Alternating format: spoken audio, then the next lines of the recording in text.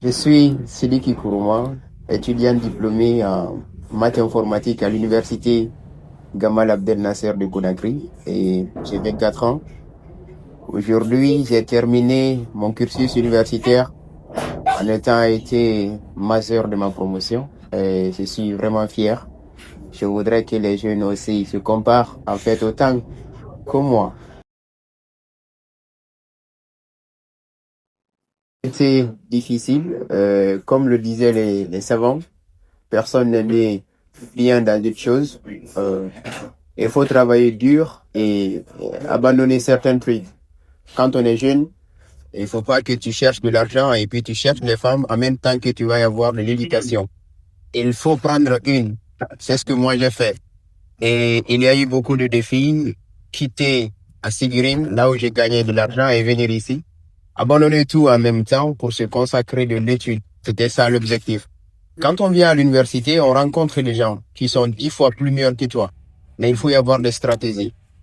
Aller au-delà de leur attente, puisque tout le monde voudrait devenir majeur de notre classe, puisque en 2022, je me rappelle, lorsqu'on a fait 9%, chacun voudrait prouver qu'il était meilleur. Donc pour cela, il faudrait travailler dur, travailler, réviser, faire des recherches.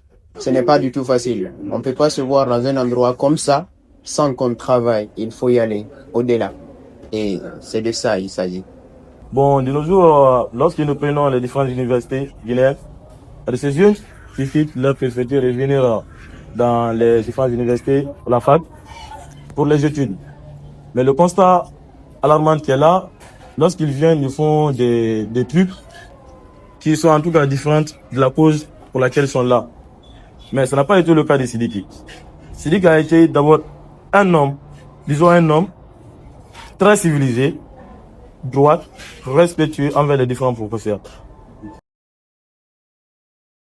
Non, j'ai pas eu envie d'abandonner. J'avais toujours cet engouement de devenir major de ma promotion et pour le faire, il faut étudier. J'avais seulement un seul objectif dans ma jeunesse, étudier.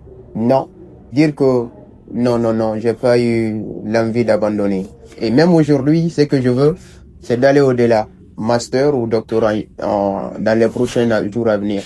C'est ça mon objectif. Je veux pas abandonner maintenant là, jusqu'à présent.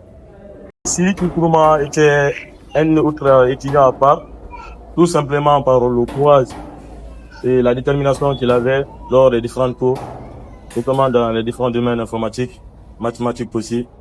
Disons, c'est une personne qui m'a beaucoup inspiré par le courage.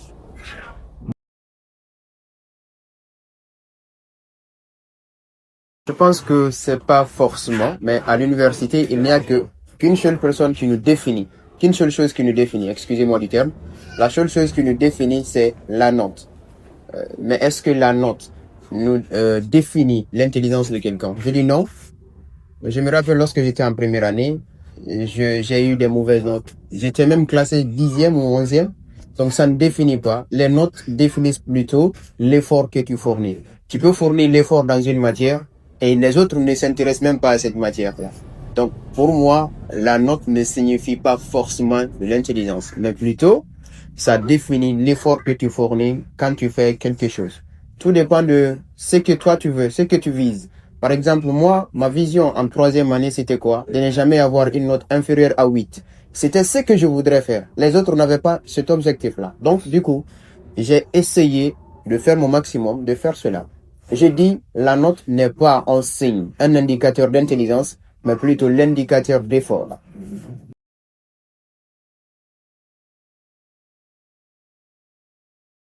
Oui, exactement. Lorsque je faisais la première année, et également mon premier, lorsqu'on faisait la 12e année, je me rappelle, on a fait la 12e année, la terminale, et il était très bien. J'étais pas premier en terminale, mais lui, il était premier. Lors de l'examen, il a échoué. C'est pourquoi je disais tantôt que la note n'est pas un signe d'indicateur d'intelligence, mais plutôt d'effort. Donc, j'ai connu beaucoup de personnes. En l'école primaire, je me rappelle, celui qui était premier aussi, il a échoué. Il n'a même pas encore eu son bac. Bon, et mon premier, avec qui j'ai fait la terminale, lui aussi, il a échoué. Donc, j'ai connu plein de personnes comme ça. Kouma était un étudiant très courageux et ambitieux aussi. C'est un étudiant qui aidait beaucoup dans nos différentes matières, comme la mathématique. Il nous aidait là-bas tellement.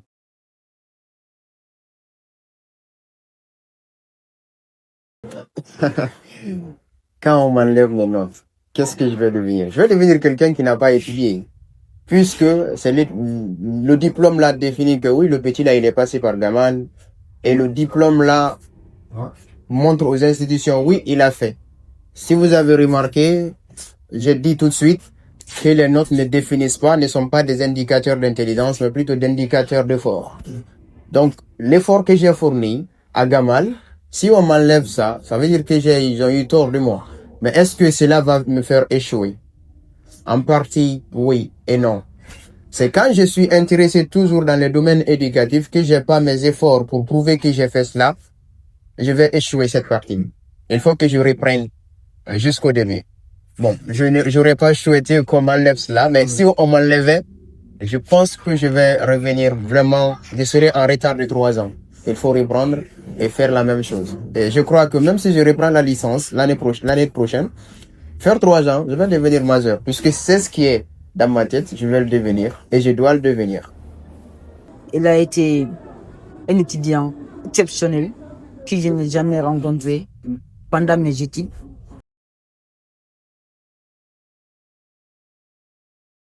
Nelson Mandela disait en anglais, "Failure is not the opposite of success. Failure is the part of success." La chute ou l'échec n'est pas l'opposé du succès, mais plutôt l'échec fait partie du succès.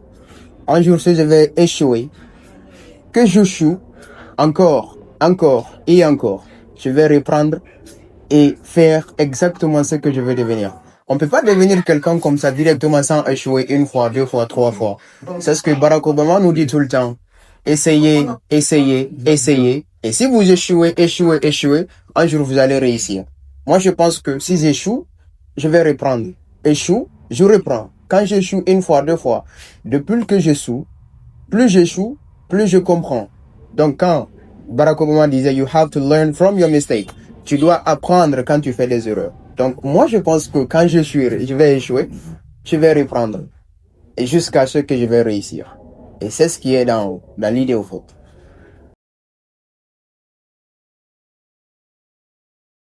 Je pense que vous avez tous entendu cette phrase célèbre de Cristiano Ronaldo. Talent without work is nothing. Le talent sans le travail n'est rien. Vous savez, le système peut être bon et qu'on ne travaille pas. Ça peut pas favoriser ton talent.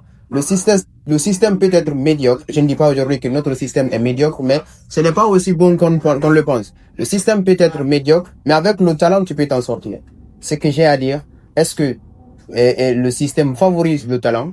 Si celui qui est talentueux travaille, bien sûr, le système va favoriser, puisqu'aujourd'hui, nous sommes en face d'un gouvernement qui fait la promotion, n'est-ce pas, de talent, de la promotion de l'excellence. Avec ça, je crois que oui, le système favorise le talent.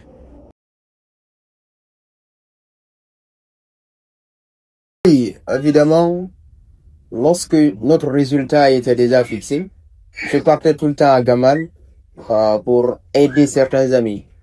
Par après cela, je cherche moi-même des stages de part et d'autre dans les banques, dans les institutions financières.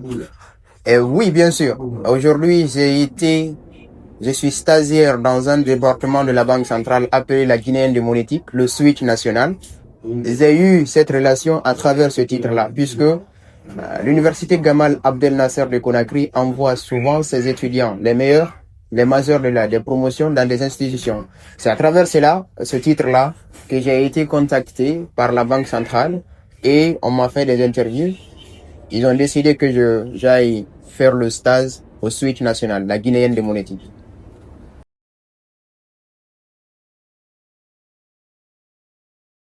Il a été dit que les 5 premiers des hommes, ainsi que les 5 premiers des femmes, seront dotés d'un titre de master. Ils vont faire de master, n'est-ce pas?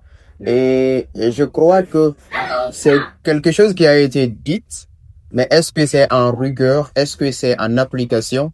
Cette question reste toujours quelque chose d'imaginaire pour moi. En tant que je ne me vois pas dans la liste, puisque voilà, la situation a toujours un peu ambiguë. Mais l'année dernière, j'ai entendu qu'il y a eu des personnes qui ont été orientées. Jusqu'à présent, j'ai pas encore de nouvelles que je peux révéler, dire que oui, est-ce que je vais faire le master, non, je compte faire le master au compte de l'État. Mais s'il y en a pas, je préfère chercher pour moi-même. La question reste un peu ambiguë. Est-ce que l'État va nous prendre en charge pour faire le master ou pas? Mais on attend quand même, dans la vision de Madame Daka, bien sûr.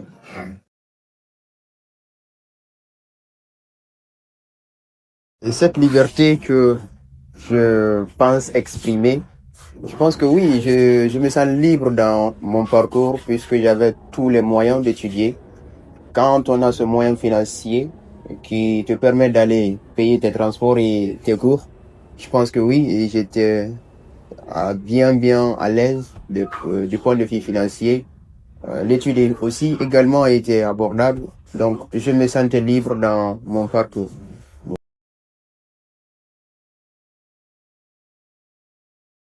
Un homme religieux, un petit commerçant, puisque j'ai exercé le métier de commerce à l'âge de 14 ans. De 14 jusqu'à 21 ans, j'étais commerçant.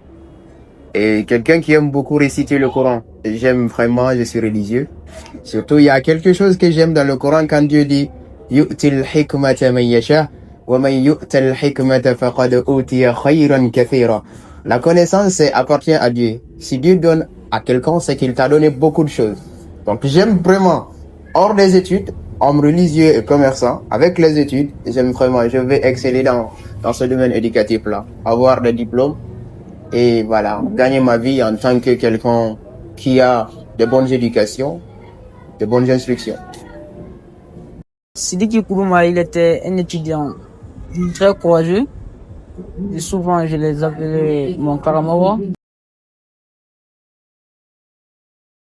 La formation que j'ai faite à Gamal, mathématiques informatique, MIAZ, méthode informatique appliquée à la gestion des entreprises, je voudrais vraiment, dans les prochains jours ou dans les prochaines années, créer des entreprises pour mieux améliorer l'employabilité des jeunes dans ces entreprises-là, notamment dans le domaine informatique, surtout aujourd'hui en intelligence artificielle. Nous sommes en face d'une situation un peu critique, surtout en Guinée. Ici, la pauvreté est beaucoup plus dans la vision des gens. Tout le monde est pauvre. Je veux, par mes projets à venir, résoudre ces problèmes financiers et rendre les hommes riches. C'est ça mes objectifs à court terme, même pas à long terme, parce que dans les 2 ou 3 prochaines années, il faut que je devienne quelqu'un qui gère beaucoup d'entreprises et qui en a la main sur ces entreprises-là. Ne pas se précipiter. Aujourd'hui, les jeunes ont tendance à tout gagner tout à coup. Or qu'il faut y aller pas à pas. Il ne faut pas se précipiter, surtout quand dans le domaine éducatif, tu fais d'abord 16 ans sur le banc. Tu as un diplôme de licence, mais ça ne veut rien dire. Il faut pas te précipiter. Ça, c'est le premier point. Le deuxième point, il faut toujours être respectueux quand tu es dans un domaine. Respecter les gens te respecteront. Et ça, c'est mon deuxième point. Mon troisième point, il faut toujours avoir confiance en soi. Étant donné que tu es jeune, tu dois prouver dans les institutions. Oui, je suis venu, je vais prouver que je connais cela. Donc, fais confiance à soi et c'est la meilleure des choses. Le troisième cas pour les jeunes, c'est très important. Faut pas en vouloir les autres. Parce qu'il ne t'a pas donné cela, que toi, tu vas te battre ou bien tu vas dire non, il est ceci, il est cela. Chaque chose a son temps et chaque temps a ses réalités. Chacun l'interprète de sa façon. Donc, si tu n'en as pas, sois optimiste et il faut pas te précipiter. Ton temps va arriver. Étant donné que tu es jeune, tu as accepté d'étudier. Il faut étudier. Quand on veut étudier, quelqu'un qui dit qu'il va étudier, il laisse l'affaire des femmes. Il laisse tout. Il se concentre sur les études. C'est ce que moi, quand même, j'ai à dire. Puisque le jour où tu auras une bonne éducation, tu vas avoir de l'argent. C'est à toi de voir si tu vas faire du mal ou pas. Ou tu vas te concentrer sur la construction de ta vie. Mais nous sommes dans la phase de construction. Étant donné que tu es jeune, c'est très important. Tes parents, surtout moi, par exemple, je suis quelqu'un qui vient très loin. Dans les villages, après village, ville après ville, jusque là. Beaucoup de personnes, les parents attendent quelque chose de moi. Et je pense que beaucoup de jeunes sont dans cet état-là. Et c'est ce que j'ai à vous dire. Merci beaucoup.